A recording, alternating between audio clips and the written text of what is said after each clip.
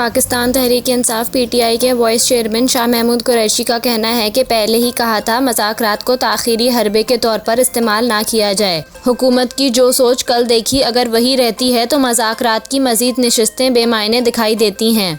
एक बयान में शाह महमूद कुरैशी का कहना था कि जो कुछ कहना था और जो मेज़ पर रखना था वो हमने मज़ाकरात में रख दिया।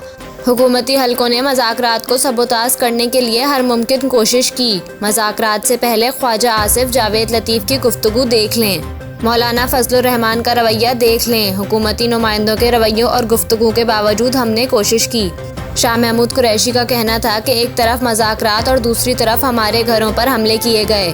घरों पर हमलों के बावजूद मज़ाकरात जारी रखे ताकि कौम को इस हिजानी सूरत हाल से निकालें। मई के इंतखाबात के लिए हम तैयार हैं। हमने लचक का मुजाहरा करते हुए हुकूमती नुक्ता नज़र को समझने की कोशिश की। आइन के दायरे में रहते हुए जो कानूनी रुकावटें हैं इसका हल भी पेश किया। इनका कहना था कि मज़ाकरात के लिए जो 3 नशिस्तें हुई हैं इसका खुलासा सुप्रीम कोर्ट को तहरीरी तौर पर देंगे। अदालत को बताएंगे। मज़ाकरात से मुताल्लिक मशवरे पर हमने अमल करने की कोशिश की। अदालत को आगाह करेंगे कि मज़ाकरात के हवाले से खातिर ख्वाह नताइज दिखाई नहीं दे रहे। उन्होंने कहा कि हम सुप्रीम कोर्ट के पास जाएंगे और कहेंगे जो आइन कहता है आप वो कर लें। सुप्रीम कोर्ट को कहेंगे कौम आइन का दिफा करेगी और सुप्रीम कोर्ट के फैसले का साथ देगी। ये हुकूमत मायूसी में किसी भी हद तक जा सकती है। ये नहीं हो सकता कि आप सुप्रीम कोर्ट के जजों को बुलाकर इनकी बेतौकीरी करें।